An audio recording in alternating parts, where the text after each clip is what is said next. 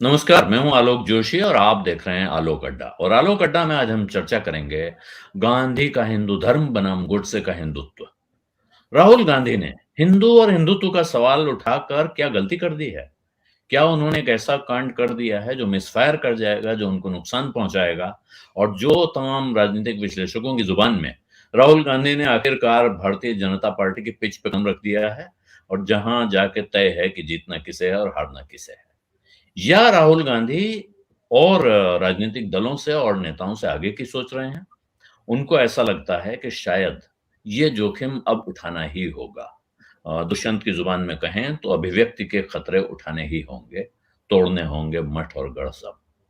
इसी विषय पे आज बात करेंगे और मेरे साथ बहुत विद्वानों का एक बहुत अच्छा पैनल मौजूद है, लेकिन उनके पास आपको ले चलूँ, उनसे मिलवाऊँ, उससे पहले आपसे आग्रह करूँगा कि अगर अभी तक आपने मेरा यूट्यूब चैनल वन आलोक जोशी सब्सक्राइब नहीं किया है, तो सब्सक्राइब का बटन दबाना और घंटी बजाना यानी नोटिफ़िकेशन आइकॉन दबाना ना भूलें ताकि खबर लग जाया करे, जैसे ही नया वीडियो आए या जैसे ही मैं लाइव आऊँ।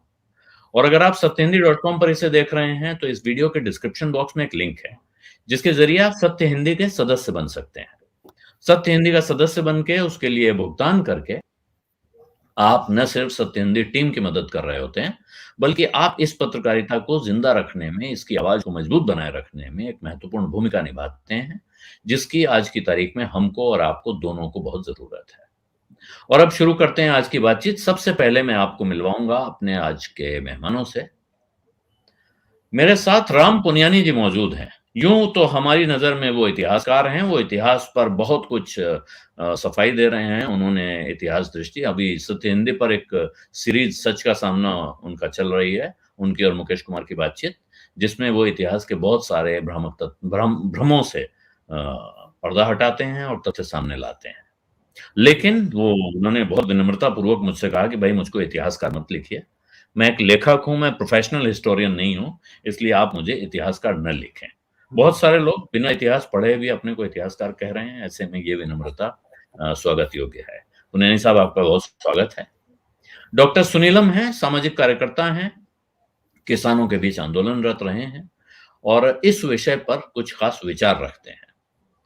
हर्षवर्धन त्रिपाठी मेरे पुराने मित्र हैं और वरिष्ठ पत्रकार हैं, राजनीतिक विश्लेषक हैं और उनको ज़ाहिर है मैंने आमंत्रित किया इसलिए कि ये वो पक्ष हमारी चर्चा में पूरा करते हैं, जिस पक्ष की कमी की शिकायत बहुत से लोग करते हैं, जो कहते हैं कि साहब आप एक एक तरफ़ा बात करते हैं, आप सब लोग एक तरह की राय रखने वाले जमा हो जाते हैं। तो हर्ष पर थोड़ी ज़िम्मेदारी आ जाती है कि वो इस चर्चा को बैलेंस करें।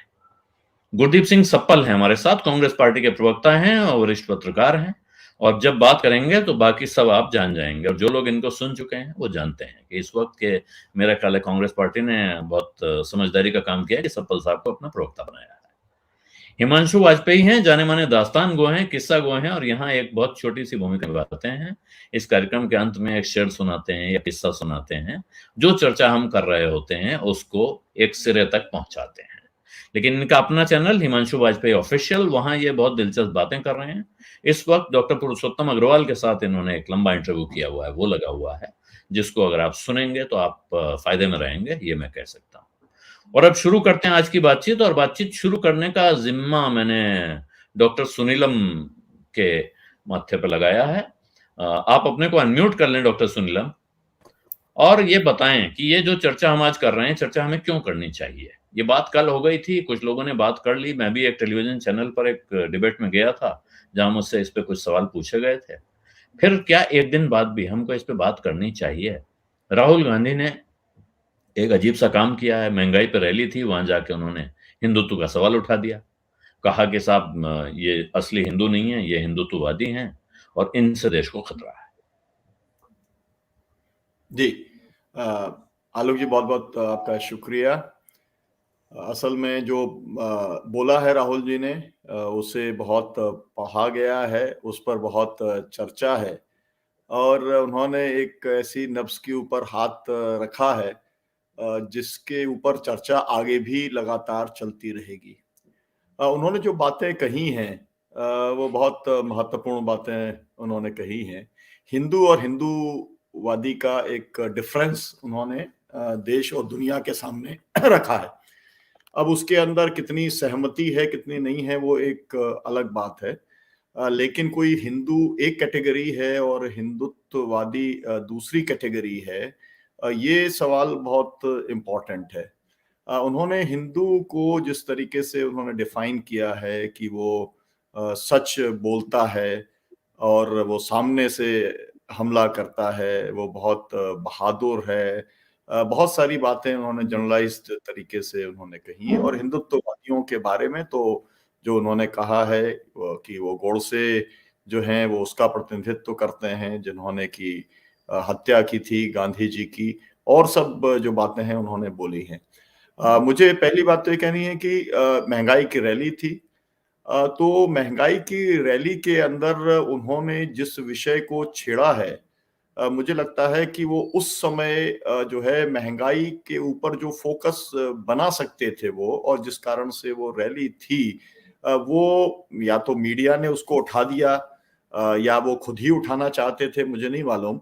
लेकिन फ़ोकस अगर महँगाई के ऊपर ही रहता तो इस समय मुझे लगता है कि हिंदू और हिंदुत्ववादी की बहस से ज़्यादा बड़ी बहस महँगाई और बेरोज़गारी जिसको लेकर के वो फ़ोकस था रैली का, अगर उसके ऊपर ही फ़ोकस रहता और ये एक किस्म का जो डायवर्शन हो गया, वो अगर नहीं होता तो उस रैली से ज़्यादा बेहतर नतीजे आ सकते थे। और ये बात आपने सही कही कि ये जो है उन्हीं की पिच के ऊपर खेलने का पूरा मसला है। लेकिन जो डिबेट खड़ी की है उसके ऊपर तो लोग चर्चा करने ही वाले हैं क्योंकि एक जो अंतर है गांधी जी का सर्वधर्म समभाव है और दूसरी तरफ एक कट्टरता है और उस कट्टरता के अंदर नफरत है, घृणा है और हिंसा है। तो जो लोग इस समय इस वर्तमान सत्ता को देख रहे हैं या संघ परिवार का जो चेहरा लोगों ने पिछले दिनों में जिस तरीके से देखा है, उसके अंदर उनको वो सब बातें जो उन्होंने हिंदुत्ववादियों के बारे में कही हैं वो सब बातें उनको नज़र आती हैं। तो लोग एक तरीके से उससे अपने आप को जोड़ने का काम वो कर सकते हैं कि हाँ, ये जो लोग हैं जिनके बारे में वर्णन कर रहे हैं, ये ठीक वर्णन कर रहे हैं। लेकिन जो हिंदू पूरा है, क्या वो एक जैसा समाज है? क्या हिंदुओं के अंदर जो है तरह-तरह के लोग नहीं हैं?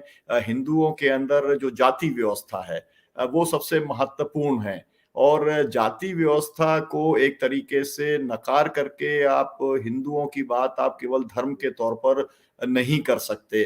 तो ये जो एक सवाल है ये बहुत महत्व का सवाल है। उन्होंने जो सब बातें उन्होंने कही हालाँकि महँगाई के ऊपर भी उन्होंने बोला है लेकिन हिंदू और हिंदुत्ववादी के बारे में जो उन्होंने एक्शन करके भी जो उन्होंने दिखाया कि जो है पीछे से वार करता है, पीछे से वो हमला करता है, तो लोग ये सवाल कर सकते हैं कि भाई गांधी जी की हत्या तो जो है वो सामने से हुई थी, उनका पैर छूने गया था तो उसकी हत्या किया था, वो हिंदू था या हिंदुत्ववादी था, ये एक बहुत बड़ा सवाल खड़ा हो गया। उन्होंने जो बात कही है कि मैं हिंदू हूँ और हिंदुओं का राज हटाना हिंदुत्ववादियों का राज हटाना है और हिंदुओं का राज लाना है। मुझे लगता है कि ये बहुत ज़्यादा आपत्तिजनक बात है, क्योंकि हिंदू राष्ट्र की बात तो आरएसएस कर ही रहा है और आप भी हिंदू अगर आप हिंदू राज की अगर आप बात करते हैं, तो जो उनकी मंशा थी, मुझे लगता है कि उनकी मंशा एकदम ठीक थी। उनकी मंशा ये थी कि लोग इस डिफरेंस को समझें। लेकिन जो शब्दों का उन्होंने इस्तेमाल किया है या जो चयन किया है, उससे ये जो बहस है कि एक तरफ सर्वधर्म समभाव वाले लोग हैं, सहिष्णुता वाले लोग हैं, दया वाले लोग हैं, अहिंसा वाले लोग हैं, बंधुता में विश्वास रखने वाले लोग हैं, संविधान में विश्वास रखने वाले लोग हैं और दूसरी तरफ वो कट्टरपंथी हैं जो हिंसा में विश्वास रखते हैं, जो नफरत और घृणा के आधार पर राजनीति करते हैं। ये जो एक डिफरेंस उनको जो पैदा करना था, वो 2 शब्दों के अंदर उन्होंने पूरे एक हिंदू समाज को जो एक बाँटने का जो काम किया है, इससे मुझे लगता है कि एक किस्म का कन्फ्यूजन भी खड़ा होता है क्योंकि आरएसएस जो है, अगर आप आरएसएस को देखेंगे तो आरएसएस अपने आप को हिंदू राष्ट्रवादी संगठन बोलता है। अब वो हिंदू राष्ट्र बनाना चाहता है और आप वो हिंदू राष्ट्र बनाना चाहता है और आप कहते हैं कि हम जो है हिंदूवादियों का राज हटाना है और हिंदुओं का राज लाना है। तो वास्तव में क्या हिंदुओं को राज लाने की बात वो कर रहे हैं? ये उनकी मंशा नहीं है।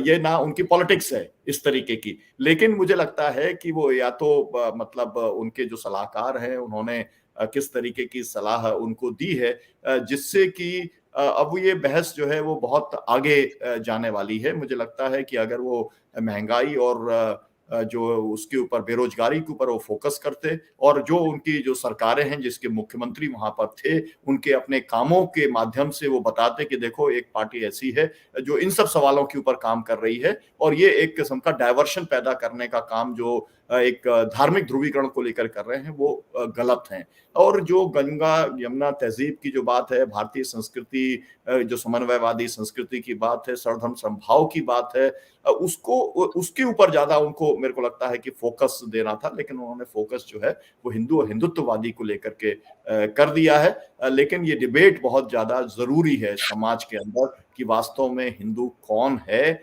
और इसके लिए तो मुझे लगता है कि आपने जो एक्सपर्ट बुलाए हैं, राम पुनियानी जी, उनसे बेहतर इसका डिफरेंस कोई दूसरा बता नहीं सकता। तो जो कुछ भी गलतियाँ राहुल जी से हो गई हैं, मुझे लगता है कि हुँ, उस हुँ, भ्रम हुँ। को दूर करने का काम राम पुनियानी जी बहुत अच्छे ढंग से शो में कर पाएँगे। जी, शुक्रिया। आपने पहले बुनियादी बात तो ये मान ली कि साहब राहुल जी से गलती हो गई है। राहुल जी को ये नहीं करना चाहिए था। उन्हें महँगाई, बेरोज़गारी पे फ़ोकस करना चाहिए था। उसके बाद आपने कहा कि साहब जो हिंदू-हिंदुत्व का सवाल है, इस पर चर्चा भी बेहद ज़रूरी है। अगर ये चर्चा बेहद ज़रूरी है, तो फिर किसी दिन तो करनी पड़ेगी। फिर वो किस दिन की जाएगी? क्या अलग से हिंदू-हिंदुत्व महारैली बुलाती कांग्रेस, ये सवाल है। इस पे मैं आऊँगा, कुछ देर में सप्पल साहब और हर्षवर्धन के पास चलेंगे तो इस पे चर्चा होगी। लेकिन उससे पहले राम पुनियानी जी, आपसे आग्रह करूँगा कि जो जी, बात सुनीलम जी कह रहे हैं, ये जो हिंदू और हिंदुत्व का फ़र्क है, बहुत सारे लोगों को, मुझे खुद, मैं जी, इसमें कोई जी, जी, जी, मानने जी, में बुरी बात नहीं है कि मैं मान लूँ, कि मुझे भी जी, लगता है हिंदू और हिंदुत्व में कोई फ़र्क मुझे नहीं लगता था। जी, अभी हाल जी, में जब ये विवाद छिड़ा, तब पता चला कि साहब जो हिंदुत्व शब्द है, ये तो विनायक दामोदर सावरकर, जिनको हम लोग वीर सावरकर के नाम से जानते रहे हैं बचपन से, उन्होंने ये शब्द लाके दिया था और उसके बाद से ये प्रचलन में आया है। हम समझते थे, हाँ, हिंदू धर्म का जो तत्व है, उसी को हिंदुत्व कहते हैं। तो इसमें क्या खराब बात है?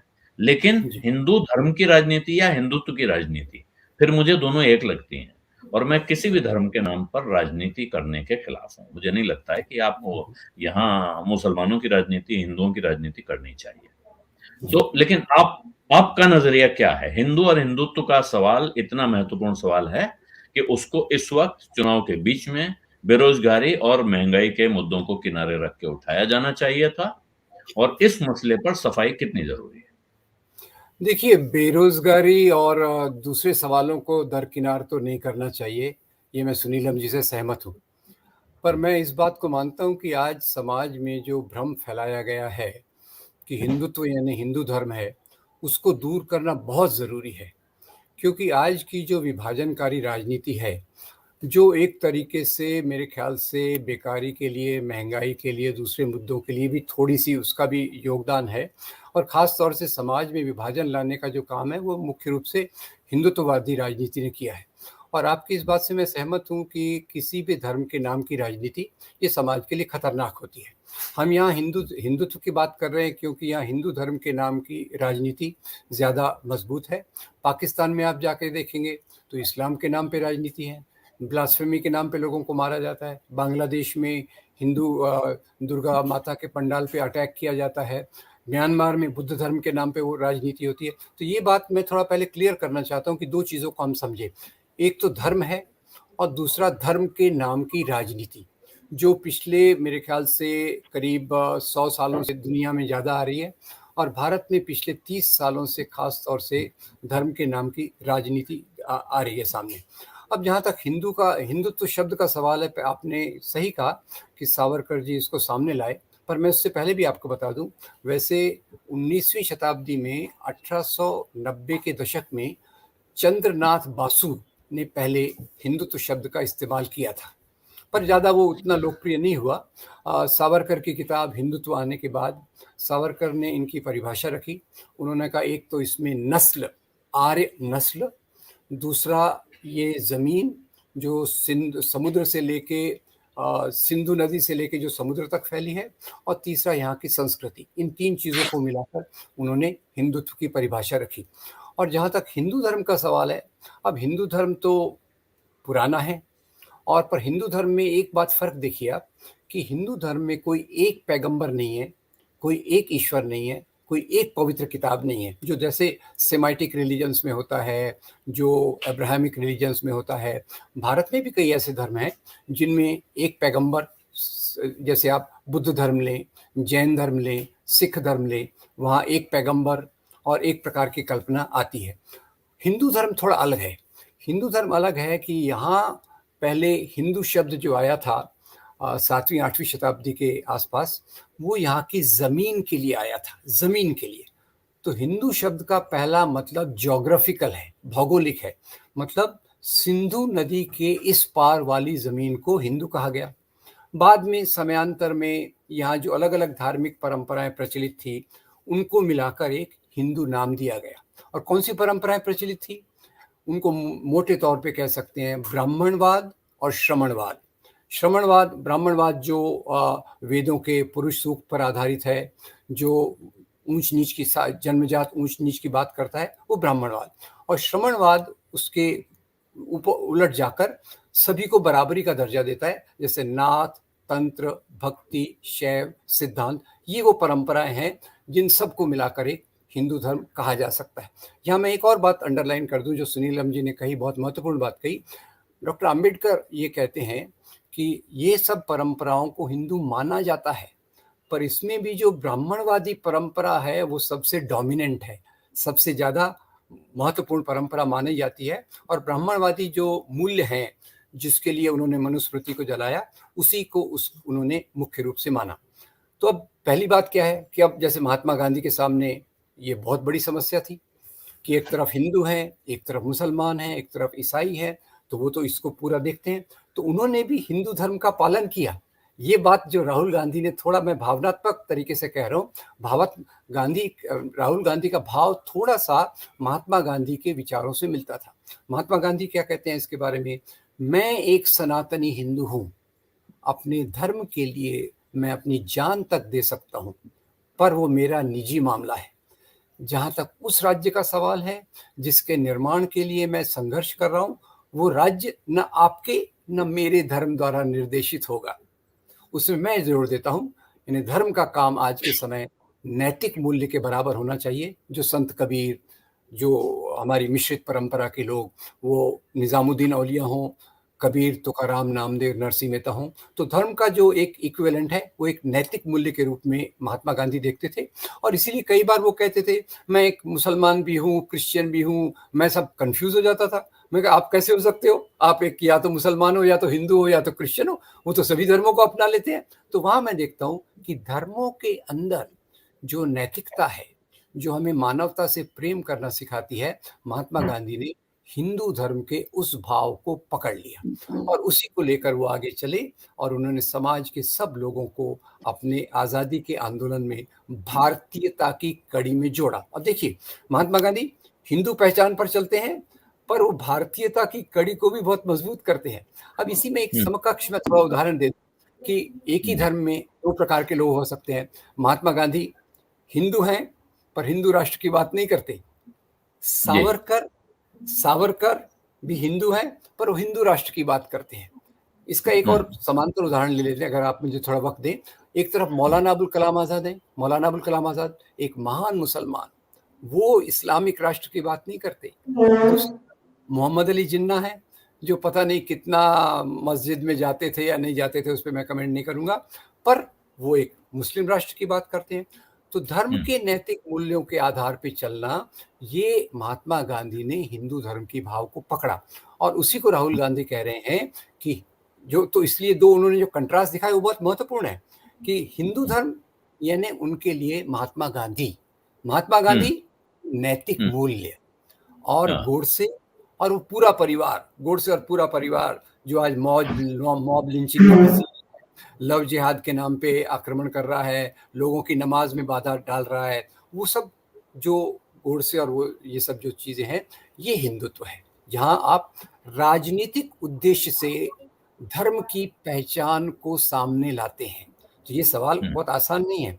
जैसे आप देखिए कि इनके द्वारा उठाया हुआ कोई भी मुद्दा, वो राम मंदिर का हो, आज तो बहुत बड़ी आरती चल रही है, वो भी चल रही है, फिर गौ माता का सवाल हो, बीफ का सवाल हो, घर वापसी का सवाल हो, लव जिहाद का सवाल हो, इनके सारे मुद्दे भावनात्मक आधारों पर रहते हैं जो समाज को ध्रुवीकृत करते हैं। और तीसरा, सुनीलम जी ने जो महत्वपूर्ण बात बताई कि खास तौर से ये दूसरे लोगों के लिए घृणा पैदा करते हैं, और घृणा पैदा करने के लिए फिर वो इतिहास का उपयोग हो, आज की बातों का उपयोग हो, उनके जनसंख्या का उपयोग हो, वो जैसे कोई नारे लगाएंगे, हम दो हमारे दो, वो 5 उनके 25, इस प्रकार की चीज़ें जो नफरत फैलाने के लिए। अब गांधी भी इसी माहौल में थे, तो इसलिए मेरे ख्याल से इसमें आप केंद्रित कीजिए। अगर गांधी और गोडसे को केंद्रित करेंगे तो बात बिल्कुल क्लियर हो जाएगी कि आप एक अच्छे हिंदू बन सकते हैं, सभी धर्मों का आदर कर सकते हैं, और आप हिंदू के नाम पर नफरत फैला सकते हैं, राजनीति ला सकते हैं, समाज को बांट सकते हैं, हिंसा में विश्वास रख सकते हैं। और पीछे से वार करने की बात है, पीछे से वार, अब राहुल जी ने जो किया मैं उस पर नहीं जाना चाहता। पीछे से वार यानी गुप्त योजना बनाकर किसी की हत्या करना। और जो जी, जी। राहुल गांधी का शायद इशारा होगा कि ये 3 गोलियां जिसने चलाई उसके पीछे भी कई लोग खड़े होंगे, तो वो उससे, उसको आप लिटरली मत लीजिए, सामने से बंदूक आई के पीछे से तो बंदूक आई। सामने से आकर भी अगर कोई आपके पैर छूता है और आप पर गोली चलाता है तो उसे पीछे से वार ही माना जाएगा, उसको आप सामने से वार नहीं मान सकते हैं। चलिए ये सुनील जी, बात आप सॉरी बिल्कुल आपको थोड़ा सही कह रहे हैं। डिफेक्ट। मेरे पास एक चलिए मैं दूसरा ये फर्क जी। मैं आपके सामने लाना चाहता, रेखांकित करना चाहता हूँ। नहीं, सही है। तो मैं एक दुविधा में था अब कि मैं अब पहले सफल साहब से के पास जाऊँ या पहले हर्षवर्धन के पास जाऊँ? तो मेरा ख़्याल है अब मैं एक बार पहले हर्षवर्धन के पास चलूँगा, उसके बाद सफल साहब के पास, और उसके बाद तो डिबेट खुल जाएगी। फिर जो भी हाथ उठाए और चाहे चर्चा में आना। तो हर्ष, अब जो बात आ रही है, जितनी बात पुनियानी साहब ने खोली, उसके बाद ऐसा लगता है कि राहुल गांधी ने जो किया वो ठीक किया, उनको ये मुद्दा आज नहीं तो कल उठाना था। इसी मौके का इस्तेमाल कर लें।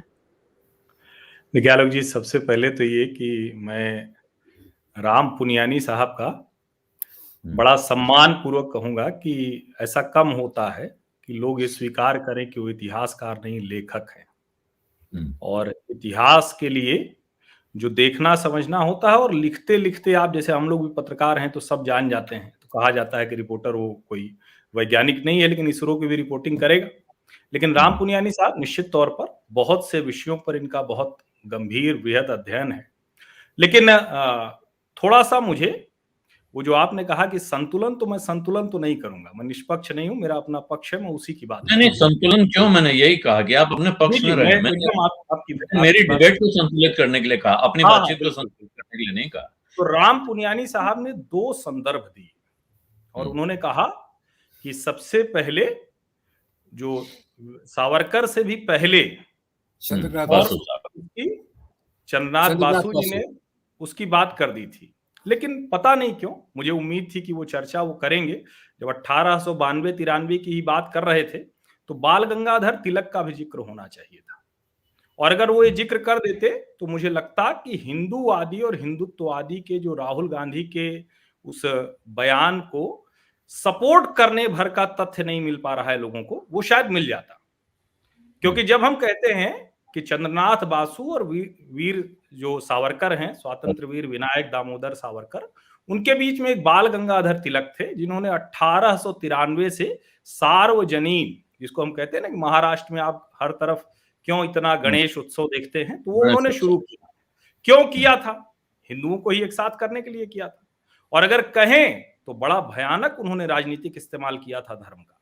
लेकिन कांग्रेस में चूंकि एक समय के बाद तो एक परिवार के आगे कुछ न बचा, न बोस बचे, न लाल बाल पाल बचे, कोई परंपरा ही नहीं बची। और जब गांधी जी एक बहुत गोडसे जैसे हत्यारे ने उनकी हत्या कर दी और इस देश के पूरे विमर्श का, शास्त्रार्थ वाली भूमि का बड़ा नुकसान कर दिया, और उसका खूब लाभ उठाया कम्युनिस्टों ने। क्योंकि उन्होंने क्या क्या किया, उन्होंने गांधी के मुंह में हेराम ठेल दिया, उन्होंने गोडसे को हत्यारा बताया तो कहा इस देश में अब कोई विमर्श नहीं होगा, नेहरू जी प्रधानमंत्री रहें, वो सरकार चलाएं, और उसके अलावा जो कुछ हो उनकी कृपा पे हो। आप पूरा इतिहास देखिए। मैं तो कभी कभी मुझे सचमुच आश्चर्य होता है, और हम लोग पत्रकार के तौर पर हैं तो मुझे लगता है कि ऐसा कैसे हो सकता है कि एक व्यक्ति से आगे इस देश को देखने का साहस खत्म कर देना, और जब वो आगे बढ़ता है तो संविधान सभा की सारी बहस गायब कर देना। और मुझे सचमुच आश्चर्य होता, मैं कहूंगा कि जितने लोग आज ये बहस सुन रहे हैं, मेरी बात नहीं सुने इस पैनल के जो लोग होंगे उनकी सबकी बात सुने, लेकिन संविधान सभा की बहस में जो बहस हुई थी सेकुलर और सोशलिस्ट के लिए, उसकी चर्चा पढ़ लें। और उस पे क्या कहा भीमराव अंबेडकर, जिसके लिए कहा जाता है कि देखिए आज तो भीमराव अंबेडकर की चर्चा हो रही, तब तो नहीं हो रही थी। तो उन्होंने क्या क्या कहा था और कैसे खारिज हुआ था, और कैसे 42वें संविधान संशोधन में स्वर्गीय श्रीमती इंदिरा गांधी ने, जिनका मैं नेतृत्व के तौर पर और एक राजनेता के तौर पर बहुत पक्का प्रशंसक हूं, लेकिन आपातकाल से बड़ा गंदा काम उन्होंने किया था, जो सेकुलरिज्म को घुसाया। यानी हिंदू को सेकुलर बनना है, हिंदू अपना धर्म नहीं बात करे, उसकी सब घर में पूजा करे, टीका लगा ले, बाहर कर दे। अभी मैं बताऊं आपको कि टीवी डिबेट में अगर मैं टीका लगा के आ जाऊं तो सब कहेंगे देखो ये पत्रकार तो है ही नहीं यार, ये पत्रकार कैसे हो सकता है, इसने टीका लगाया हुआ है। ये जो एक नैरेटिव चला, इसने इस देश को गर्त में डाल दिया। और जो शास्त्रार्थ वाली भूमि थी वहां एकांगी नैरेटिव ले गए, जिसकी वजह से आज राहुल गांधी को यह लग रहा है कि इस देश में हिंदूवादी और हिंदुत्ववादी पे बहस नहीं। आप अंग्रेजी में क्या बोलिएगा, हिंदुइज्म बोलिएगा, हिंदूनेस बोलिएगा, या क्या बोलिएगा, फिर आप हिंदी में क्या बोलिएगा। तो जब आप हिंदी में बोलिएगा तो हिंदू को अगर आप कहिएगा तो हिंदुत्व तो कहिएगा या क्या कहिएगा।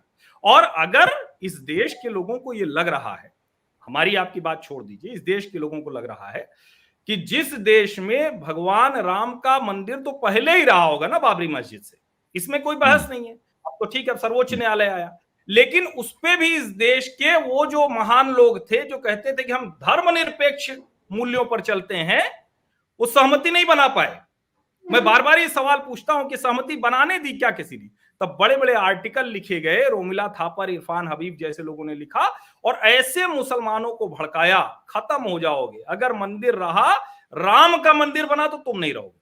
अब बताइए गांधी जी को पसंद आता क्या, या गांधी जी इसके पक्षधर थे? गांधी जी जो कहते थे उनके व्यवहार की ये बात थी या नहीं थी?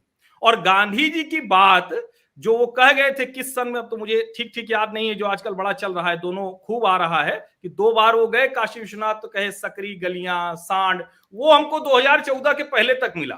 यानी कहां गांधी जी, कहां मैं गया तो वहां दर्शन करने के बजाय बीएचयू के मंदिर में दर्शन करके चला आया, पिताजी ने बड़ी डांट लगाई, हम सकरी गली थे, हम चले आए। कई बार ऐसा हुआ है, मैं ईमानदारी से बता रहा हूं। मैं मेहंदीपुर बालाजी चला गया था अपने मित्रों के साथ, बिना दर्शन किए लौट आया।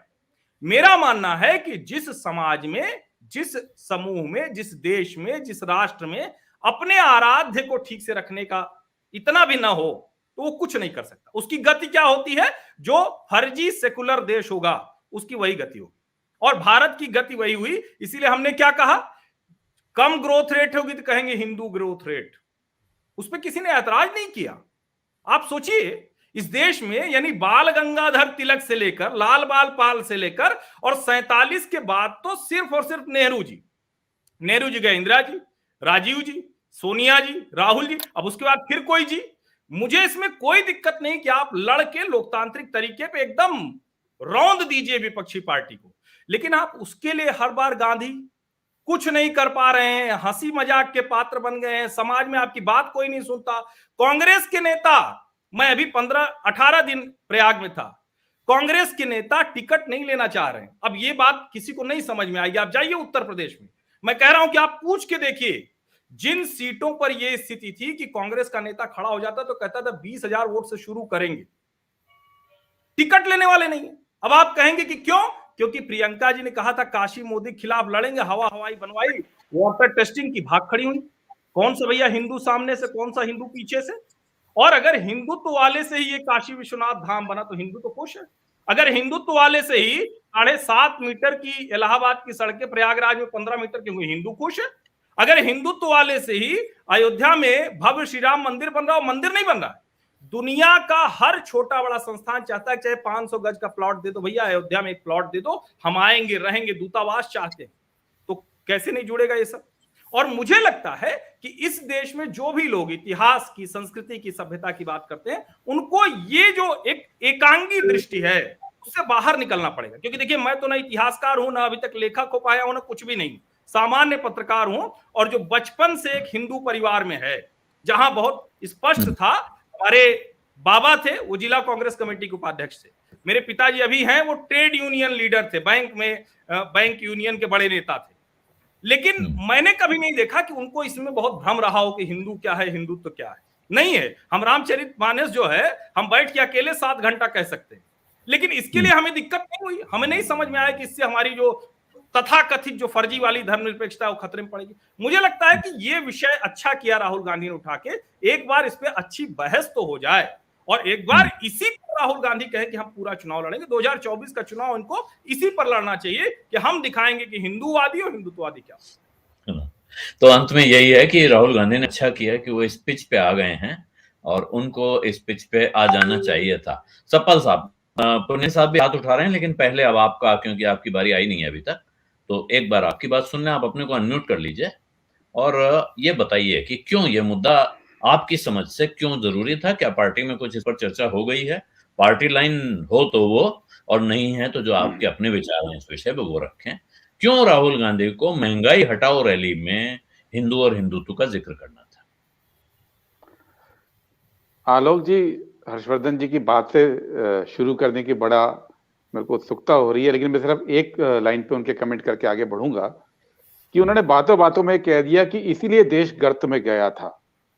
तो हर्षवर्धन जी, देश गर्त में नहीं गया था, ये भ्रम अब लोगों को क्लियर हो गया है। आप लोगों ने बोला 70 साल कुछ नहीं हुआ, लेकिन अभी लोगों को भ्रम नहीं है, वो उससे बाहर आ गए हैं। और बाहर आ गए हैं, ये फीडबैक हमसे ज्यादा मोदी जी को है। इसलिए मोदी जी ने पिछले 15-20 दिनों के अंदर जितने घुटने टेके हैं अलग अलग इशू पे, वो भ्रम उनका भी दूर हो गया है। तो ऐसा नहीं है देश गर्त में नहीं था, ये बात कहना बंद कीजिए, क्योंकि इस देश को लोगों ने, आम जनता ने, मेहनतकश लोगों से लेकर ब्यूरोक्रेट्स रहे हो, साइंटिस्ट रहे हो और पॉलिटिशियन रहे हो, सरकारें रही हो, प्रधानमंत्री रहे हो, सबने मेहनत करके दुनिया के टॉप देशों की पंक्ति में खड़ा किया था 70 साल में। तो उस पर क्वेश्चन मार्क लगाना बंद कीजिए। बाकी बातें पे अब हम आते हैं। आलोक जी, आपने बोला कि क्या पार्टी लाइन क्लियर हो गई इस पे? ये भी एक मजेदार सवाल है, क्योंकि पार्टी लाइन तो 1934 में क्लियर हो गई थी, जब कांग्रेस पार्टी ने एक रेजोल्यूशन पास किया था 1934 में और कहा था कि उसका कोई भी मेंबर आरएसएस, हिंदू महासभा या लीग का सदस्य नहीं होगा।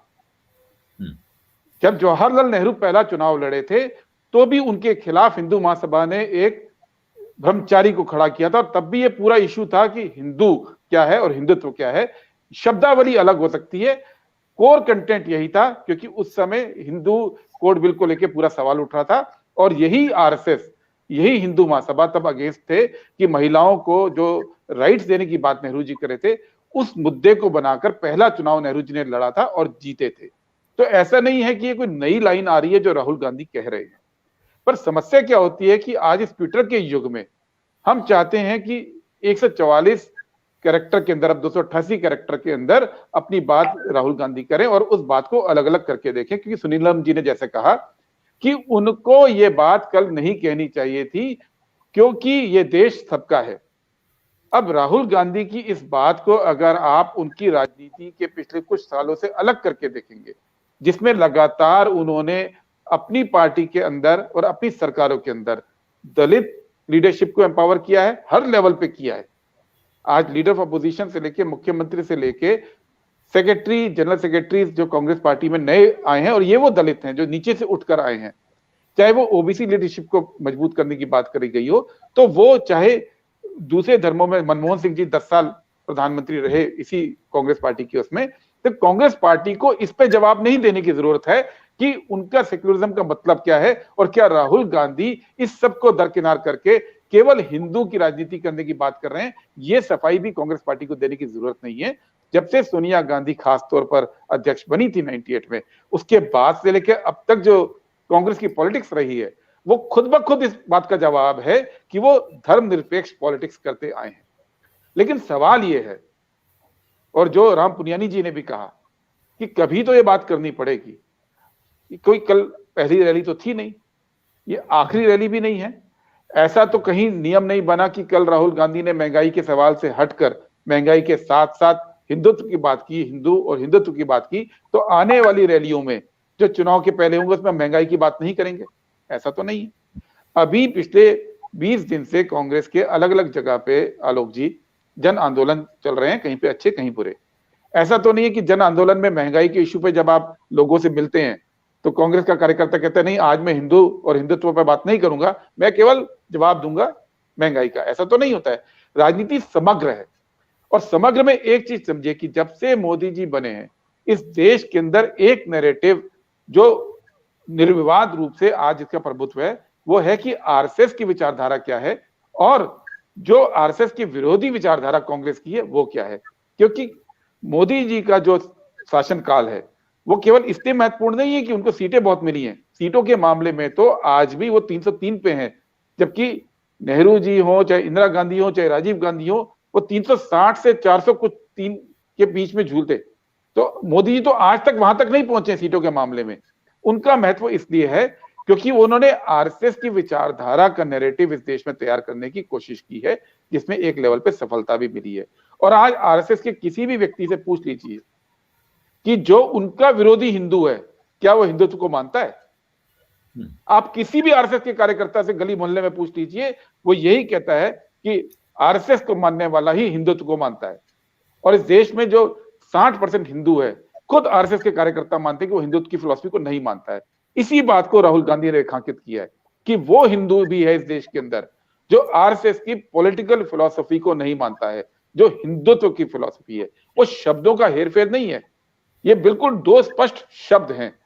दो स्पष्ट शब्द ये हैं कि एक शब्द है हिंदू, इसमें तो कोई विवाद नहीं हो सकता है कि इस देश में 80% हिंदू हैं, ये तो विवाद का विषय है नहीं ना। सवाल ये है कि वो 80% हिंदू क्या आरएसएस की पॉलिटिकल फिलॉसफी को मानते हैं, ये सवाल है। और राहुल गांधी इसी सवाल को उठा रहे हैं कि इस देश का जो बहुसंख्यक हिंदू है वो कौन सी पॉलिटिकल फिलॉसफी को मानता है, आरएसएस की पॉलिटिकल फिलॉसफी या कांग्रेस की पॉलिटिकल फिलॉसफी जो गांधी जी की फिलॉसफी से मेल खाती है। और साथ के साथ ये भी बात जरूरी है कि दोनों फिलॉसफी में फर्क क्या है। अगर आज राहुल गांधी इस बात को नहीं करेंगे तो क्या आप केवल महंगाई की बात करके आरएसएस के मुकाबला कर पाएंगे इस देश के अंदर? क्या आप केवल महंगाई की और सरकार की फेलियर का बात करके क्या आरएसएस का मुकाबला कर पाएंगे इस देश के अंदर? ये तो अब संभव नहीं है। क्योंकि आप आम जन से बात कीजिए कि महात्मा गांधी क्या झूठ बोलते थे, तो आम आदमी बोलेगा नहीं, वो सच बोलते थे। और आप आम आदमी से पूछिए क्या मोदी जी झूठ बोलते हैं, वो कहेंगे हाँ, राजनीति में सब चलता है। ये जो नैतिक पैरामीटर हैं, दो फ्रेमवर्क है नैतिक, ये कांग्रेस और आरएसएस की राजनीति का फर्क है। आप आम आदमी से पूछ लीजिए क्या कांग्रेस नफरत की राजनीति करती आई थी, वो कहेगा नहीं। और आम आदमी से पूछिए कि क्या आरएसएस मुसलमानों के खिलाफ भड़काती है, वो कहेगा हाँ। ये दो फ्रेमवर्क हैं, ये राजनीति की दो फ्रेमवर्क है जिसको राहुल गांधी बिल्कुल स्पष्ट रूप से रेखा खींच रहे हैं। और इस रेखा को आरएसएस की कोशिश होती है हमेशा एक धार्मिक आड़ में आकर अपने पॉलिटिकल एजेंडे को लागू करने की होती है। आज ऐसा नहीं है। एक मैं कहीं पढ़ रहा था, मैं अपनी बात को वहां से खत्म करूंगा ताकि डिबेट आगे बढ़े, कि आरएसएस उस कंपनी के सीईओ की तरह है जहां पे कोई व्यक्ति बहुत अच्छा काम करता है और वो जाके कहता है देखिए मैंने आपकी इतनी सेवा की, मुझे इंक्रीमेंट दीजिए।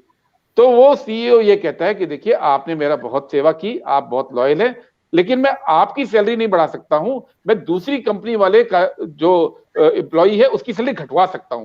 तो आरएसएस की पूरी राजनीति ये है कि हिंदुओं के अपलिफ्टमेंट के लिए मैं कुछ नहीं कर सकता हूं, मैं मुसलमानों को नीचे दबा सकता हूं, आप मेरे प्रति लॉयल बने रहिए। पिछले 7 साल की राजनीति में इकोनॉमी रही हो, चाहे देश के इकोनॉमिक प्रोग्रेस की बात रही हो, चाहे रोजगार की बात रही हो, चाहे महंगाई की बात रही हो, चाहे बिजनेस की बात रही हो, चाहे कोविड के दौरान हेल्प करने की बात रही हो, किसी में भी अधिसंख्यक हिंदू समाज का भला नहीं हुआ। लेकिन पूरी राजनीति किस पे कि आप हमारे साथ रहिए, हम मुसलमानों को भला नहीं होने देंगे। ये राजनीति अलग है जिसके खिलाफ राहुल गांधी कल बोल रहे थे कि वो राजनीति अलग है जिसमें आप दुश्मन क्रिएट करते हैं, उनके खिलाफ भावनाएं भड़काते हैं और उस भावनाओं के चलते आप पूरी की पूरी बात करते हैं। जबकि कांग्रेस पार्टी ये कह रही है कि ये देश सबका है, अधिसंख्यक हिंदू है, उनका भी देश है। और हिंदू की जो फिलॉसफी है वो टॉलरेंस फिलॉसफी है, वो सत्य के फ्रेमवर्क में काम करती है। जो आप राम की बात करते हैं, भगवान राम की, वो मर्यादा पुरुषोत्तम की बात होती है। तो मर्यादा की राजनीति की आप बात कीजिए। आप सीना ठोक के ये मत बोलिए कि हम झूठ बोलेंगे, हम नफरत फैलाएंगे, हम भड़काएंगे और हम राजनीति करेंगे अल्पसंख्यक हिंदुओं की। ये इस देश में गलत है। जी, मैं सफल साहब एक छोटा सवाल आपसे पूछना चाहता हूँ, इससे पहले कि और लोग इस पे बात करें। आपने ज़िक्र किया कि राहुल गांधी इन हिंदुओं की बात कर रहे हैं, हिंदुत्व के खिलाफ कर रहे हैं। अभी पिछले चुनाव के और उससे पहले हम लोगों ने सॉफ्ट हिंदुत्व नाम की एक चीज़ सुनी और हमने देखा कांग्रेस पार्टी के नेता जगह-जगह मंदिरों के दर्शन करने जा रहे थे। वो क्या था? और जो बाल गंगाधर तिलक का ज़िक्र हर्षवर्धन ने किया, मेरे हिसाब से वो भी धर्म का राजनीतिक इस्तेमाल था और हमने बचपन से जो पढ़ा वो ये है कि बाल गंगाधर तिलक बहुत चतुर व्यक्ति थे। उन्होंने अंग्रेजों के खिलाफ इस देश के जनमानस को एक करने के लिए धर्म का इस्तेमाल किया। इसीलिए उसको सही माना जाता है कि साहब एक विदेशी ताकत को देश से भगाना था, तो इसलिए हमने तिलक ने धर्म का सफलतापूर्वक इस्तेमाल किया। यहाँ तक कि 1857 की क्रांति के बारे में भी जो कमल और रोटी वाला इस्तेमाल है, वो ऐसा ही था कि उसको इस्तेमाल किया जाता था। लेकिन जब आप कहते हैं कि हम आरएसएस की हिंदुत्व की राजनीति का मुकाबला कर रहे हैं, मैंने आपसे पूछा इसलिए कि पार्टी लाइन तय हो गई कि नहीं? क्योंकि अभी सलमान खुर्शीद की किताब आई, उसके बाद पार्टी में कुछ लोगों ने कहा कि साहब ये पार्टी का विचार नहीं है। राहुल गांधी का जो बयान आया, वो था कि नहीं जो सलमान खुर्शीद कह रहे हैं वो ठीक कह रहे हैं। राहुल गांधी के बयानों पर अक्सर पार्टी के अंदर तमाम नेता हैं, अब उनको G23 माना जाता है, वो लोग इस तरह के बयान देते रहते हैं कि जैसे लगता है कि वो कुछ और विचार कर रहे हैं, पार्टी में कहीं तय नहीं हुआ है। राहुल जी जो कह रहे हैं वो अपने तय कह रहे हैं और वो एकला चलो रहे हैं, पार्टी में बहुत सारे लोग उनके पीछे खड़े नहीं हैं। इसलिए मैंने आपसे पूछा कि पार्टी में लाइन तय हो गई है कि नहीं हो गई?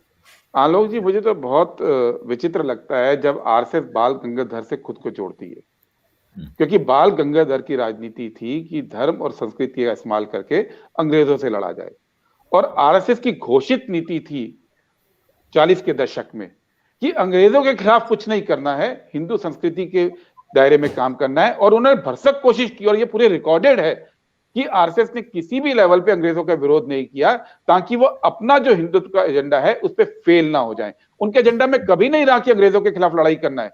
तो जो बाल गंगाधर अंग्रेजों के खिलाफ लड़ते रहे और आप बिल्कुल अंग्रेजों के खिलाफ नहीं लड़े, यहां तक कि आप आरएसएस को प्रॉब्लम क्या थी?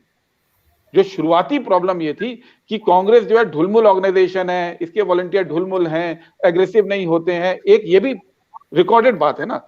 लेकिन जो आक्रामक जो हम कहते हैं स्वाधीनता सेनानी थे, चाहे आजाद हिंद फौज रही हो, उसके खिलाफ भर्ती आरएसएस ने करवाई क्विट इंडिया मूवमेंट में, उसी सेना में कराई जिस सेना ने आजाद हिंद फौज के खिलाफ लड़ाई लड़ी।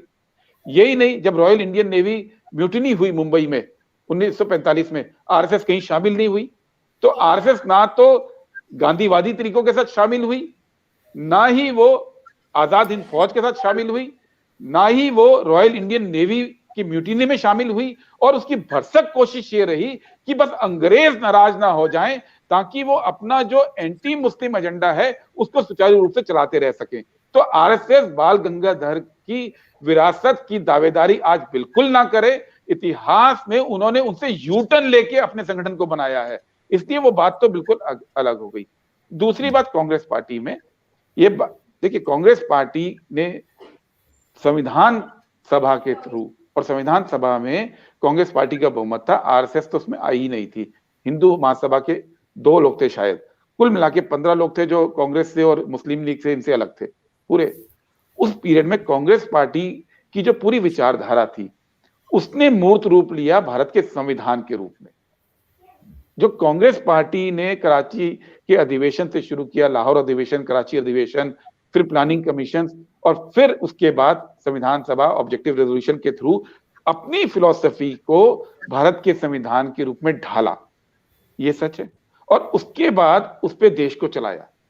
उस वक्त आरएसएस का प्रभुत्व खत्म सा हो गया था। आरएसएस ने 30-40 साल लो की रह के अपने को दोबारा उबारा।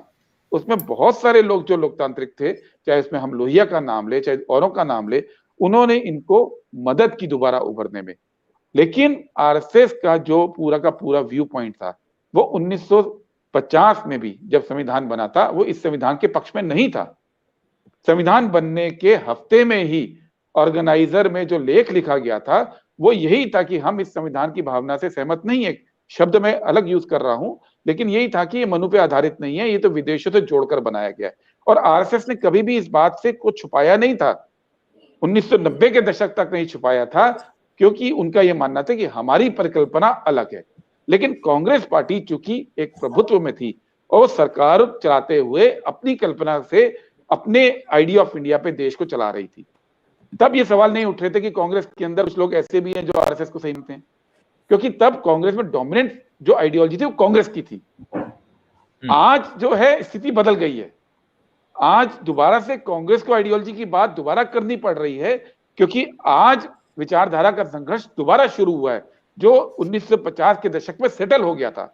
इसमें आरएसएस को हमको तारीफ भी करनी चाहिए, 100 साल वो लगे रहे, इसमें कोई मेरे को हैरानी नहीं है। मैं इससे कहता हूं कि उन्होंने जमीन पे अपने विचारधारा को लेकर चलते रहे, लेकिन आज उस विचारधारा के खिलाफ दोबारा से कांग्रेस को लड़ने का टाइम आया है। और राहुल गांधी की जो सबसे बड़ी योगदान है वो कांग्रेस को उस विचारधारा पे दोबारा वापस उस लड़ाई पे लेके जा रहे हैं। सरकार में आना, सरकार में नहीं आना, वो अलग विषय है, लेकिन भारत का स्वरूप क्या हो, भारत का संविधान यही रहेगा या बदलेगा, भारत के लोगों का रोल क्या रहेगा इस देश के अंदर, भारत के नागरिकों का रोल क्या रहेगा, इस बात को लेकर आरएसएस की और कांग्रेस की फिलॉसफी जुदा जुदा है।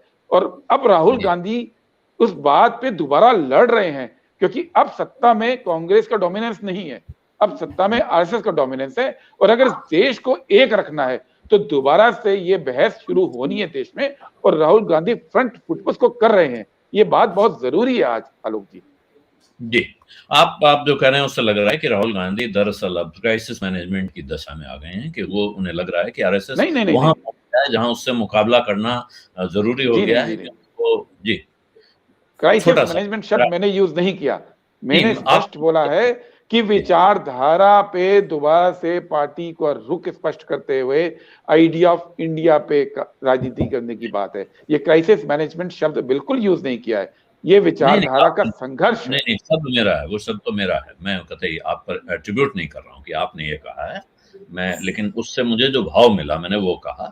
अब समय बहुत कम है, इसलिए छोटी छोटी टिप्पणियां। डॉक्टर सुनीलम आप हाथ उठा रहे हैं और हर्षवर्धन ने भी खुद को अनम्यूट कर लिया है।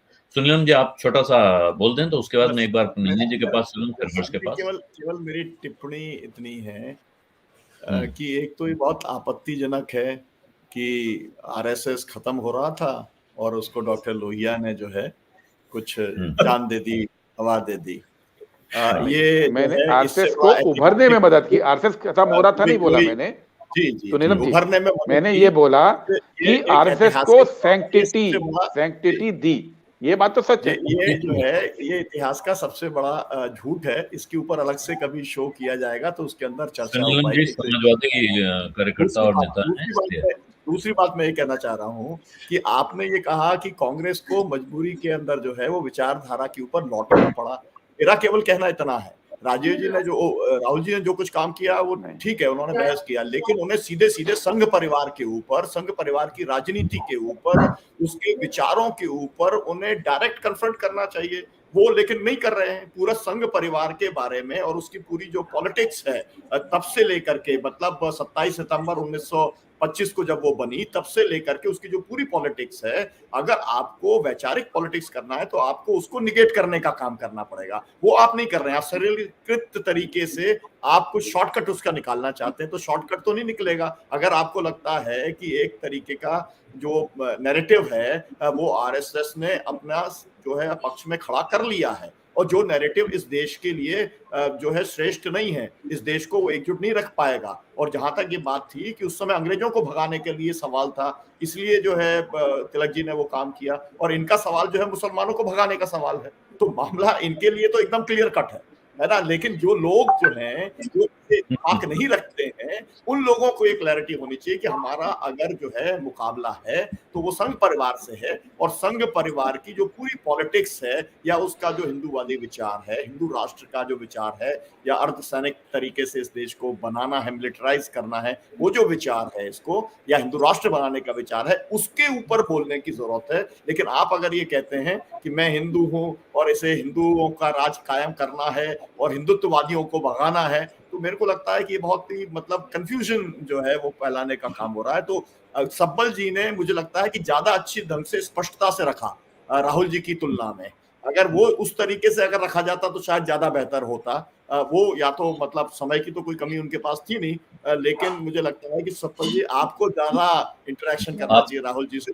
सप्पल जी को मुझे बोलना पड़ेगा जी, सप्पल साहब मुझे बोलना पड़ेगा। मुझे बस बिल्कुल छोटा सा, सुनीलम जी को लगता है कि कल राहुल जी के शैली पे कुछ भी आपत्ति रही हो, लेकिन कल पहली बार कान में राहुल जी की बातें कल ही पड़ी सुनीलम जी, क्योंकि जितनी बातें आप बोल रहे हैं, चाहे सेक्युलरिज्म का सवाल हो, चाहे मिलिट्री स्टेट का सवाल हो, चाहे इंस्टीट्यूशन का सवाल हो, जितने भी आरएसएस की फंक्शनिंग के डिफाइनिंग पॉइंट्स हैं, पिछले 5-6 साल के अंदर राहुल गांधी ने हर एक विषय पे कभी ना कभी कुछ ना कुछ अपनी राय स्पष्ट तौर पे रखी है। और यही तो उनकी सबसे बड़ी उपलब्धि है इस दौर में, कि अकेले वो व्यक्ति हैं जो बिना डरे, बिना कंफ्यूज हुए इन सब विषयों पे एक एक करके अपनी राय रख रहे हैं। कल जो राय थी वो हिंदुत्व और हिंदुइज्म के सवाल को लेकर थी, वो भी पब्लिक मंच पे पहली बार, भले ही हो कांग्रेस के मंचों पे पहले कई बार बोल चुके और कई वीडियो भी इसके पब्लिक डोमेन के अंदर हैं। तो ऐसा नहीं कि राहुल गांधी बहुत सरलीकृत रास्ता ले रहे हैं, बल्कि कांग्रेस के अंदर कई लोग जो बात उठाते हैं वो ये कहते हैं कि बड़ा मुश्किल रास्ता ले रहे हैं, और ये मजबूरी का रास्ता नहीं है, ये रास्ता संघर्ष का रास्ता है। संघर्ष को मजबूरी का नाम देना वही होगा जो कहते हैं महात्मा गांधी का नाम मजबूरी ना, मजबूती है, ये मजबूती का रास्ता है जिसपे वो चल रहे हैं।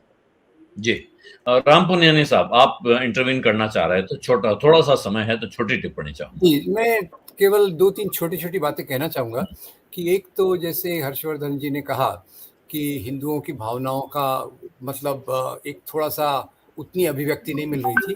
तो मैं भी एक हिंदू परिवार में पला बड़ा हूँ, और मैं बता दूं कि त्योहारों को मनाना हो या तीर्थ यात्रा पे जाना हो, अला हरिद्वार हो या प्रयागराज हो, उसमें कभी किसी प्रकार की बाधा नहीं थी।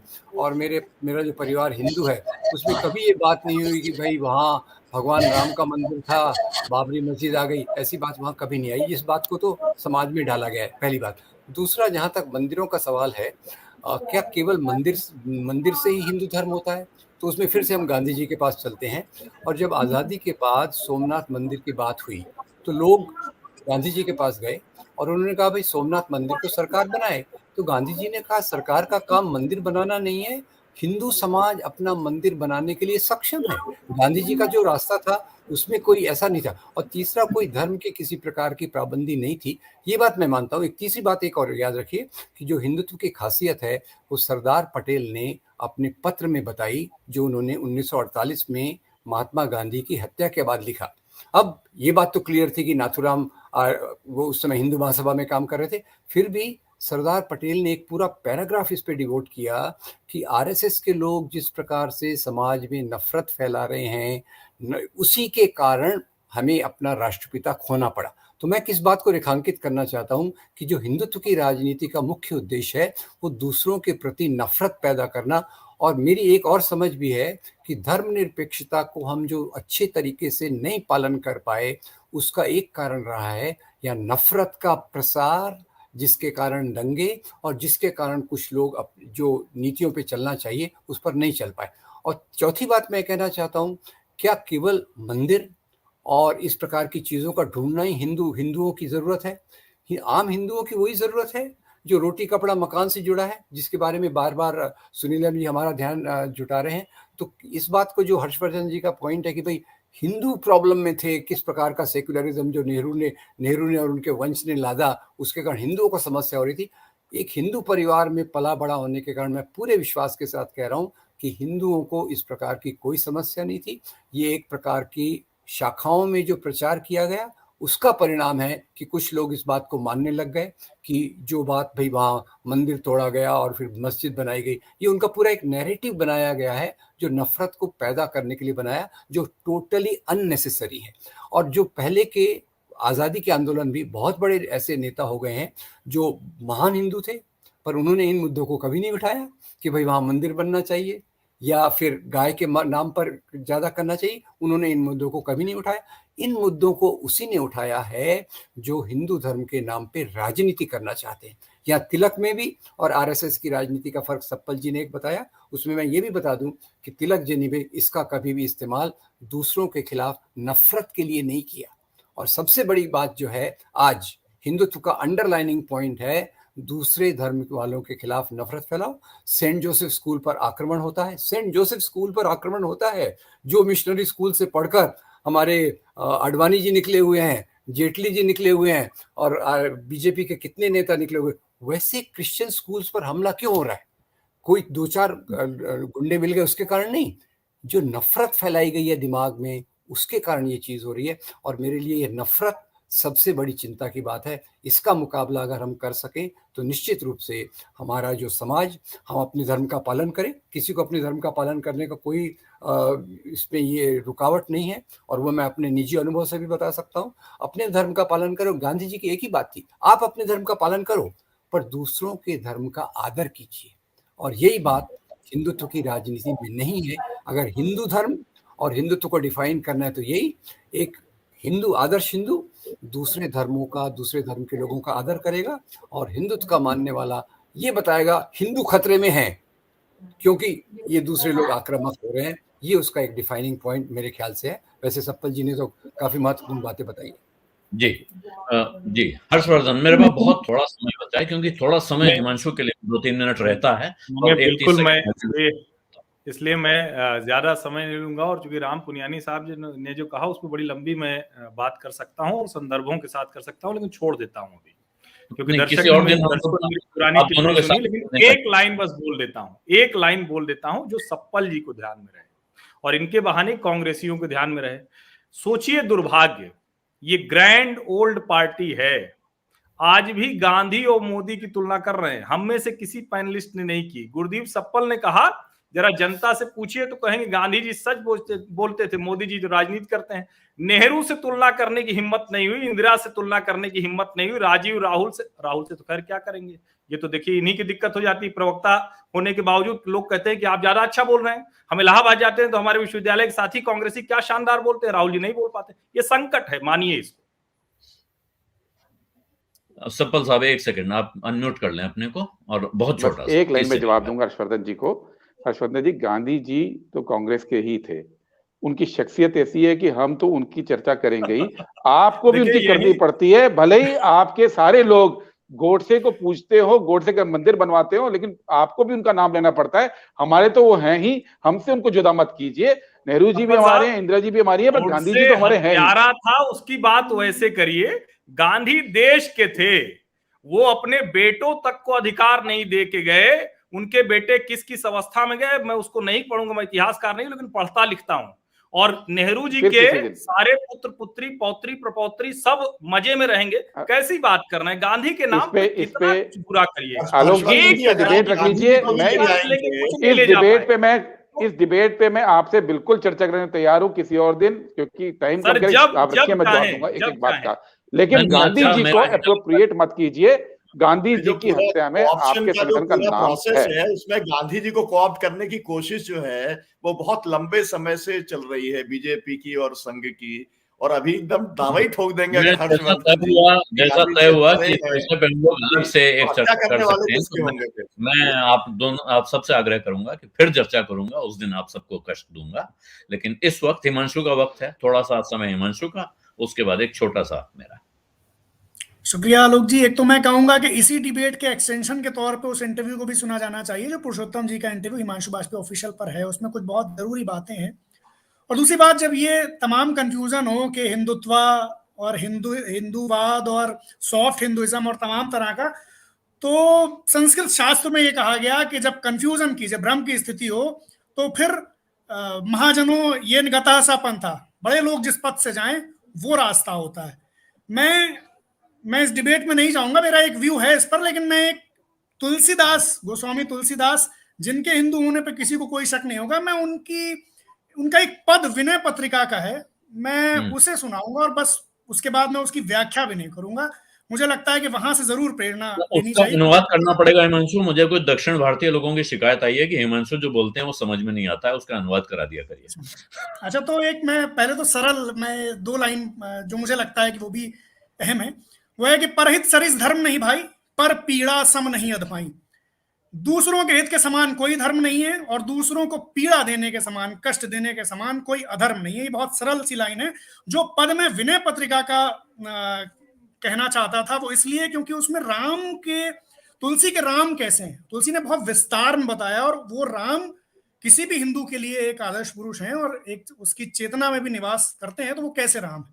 तो तुलसी कहते हैं, सुमिर स्नेह सो तू नाम राम राय को, संबल निसंबल को सखा सहाय को, भाग है अभागे को, गुण गुणहीन को, गाहक गरीब को, दयालु दानी दीन को, कुल अकुलीन को सुन्यो है वेद साखी है, पांगुरे को हाथ पाए आंधरे को आंखी है, माए बाप भूखे को, आधार निराधार को, सेतु भव सागर को, हेतु सुख सार को, पतित पावन राम नाम सो न दूसरो, सुमिर सुभूमि भयो तुलसी सो उसरो। तुलसी तो ये कह रहे हैं कि उनके राम जो है निसंबल के संबल हैं, असहाय के सखा हैं, अभागे के भाग्य हैं, गुणहीन के गुण हैं, गरीब के ग्राहक हैं, दीन दुखियों के लिए दयालु हैं, अकुलीन के कुल हैं, विकलांगों के हाथ पांव हैं, अंधे की आंखें हैं, अनाथ के माँ बाप हैं, निराधार के आधार हैं, भव सागर में डूबने वाले के सेतु हैं, पतितों के तारनहार हैं, और वो हर जगह कमजोरों जरूरतमंदों के साथ खड़े हैं। और वो तुलसीदास जो पहले बंजर जमीन की तरह थे, वो सिर्फ राम के आधार पर सुभूमि में बदल गए। तो ये सुभूमि बदलना क्या है? चेतना का विस्तार होना। तो मुझे लगता है कि ये राम है तुलसी के, और इसके बाद मुझे किसी डिबेट में नहीं जाना कि हिंदुइज्म क्या है और हिंदुत्व क्या है और हिंदूवाद क्या है। ये तुलसी कह रहे हैं, मैंने एक शब्द भी अपनी तरफ से नहीं कहा। जी हिमांशु, शुक्रिया आपका। और ये आपने जो ट्रेलर दिखाया, इसे देख के मुझे उम्मीद है कि बहुत सारे लोग आपकी फिल्म देखने के लिए आपके चैनल हिमांशु वाजपेयी ऑफिशियल पे जाएंगे। और मैं एक ही बात कहूंगा कि राहुल गांधी ने जो कहा वो सवाल बहुत महत्वपूर्ण हो सकता है, जरूरी हो सकता है, लेकिन एक महंगाई की डिबेट के बीच में, महंगाई की रैली के बीच में इसको उठाना, और दूसरा जिस अंदाज में कांग्रेस पार्टी ये कर रही है, उससे ये बात जरूर लगती है कि फिर पिछले 70-75 साल में आपने क्या एक हारी हुई लड़ाई लड़ रहे थे आप? अगर आज की तारीख में भी ये समस्या, ये सांप्रदायिकता का संकट इसी अंदाज में खड़ा हुआ है, ये जो दो दुविधाएं खड़ी हो रही हैं, इनका जवाब मुझे लगता है हमको देने के बजाय कांग्रेस पार्टी को खुद को देना होगा और इस देश के समाज को देना होगा, और हम सबको भी अपने अंदर बीच-बीच में इस तरह के सवालों के जवाब तलाशने की जरूरत बनी रहेगी। ये चर्चा हम आगे भी ये जो क्या कांग्रेस पार्टी हारी हुई लड़ाई लड़ रही थी, इस पे आप डिबेट रखिए, मैं इस पे बोलूंगा। हाँ, मैं बिल्कुल सवाल हमने पुरुषोत्तम जी से पूछा, बिल्कुल इसी शब्दों में, कि कांग्रेस से कहाँ चूक हुई, जो इस तरह का विकराल हमें दिखता है ये आज मसला। पुरुषोत्तम जी ने बहुत जबरदस्त जवाब दिया इसका, तो मुझे लगता है कि जरूर वो जवाब, तो ये जवाब आप वहां पे सुन सकते हैं, और सफल साहब के कहे के अनुसार हम इस पर अलग से एक चर्चा भी कर सकते हैं, और मेहमान भी तैयार हैं, नए ढूंढने नहीं है।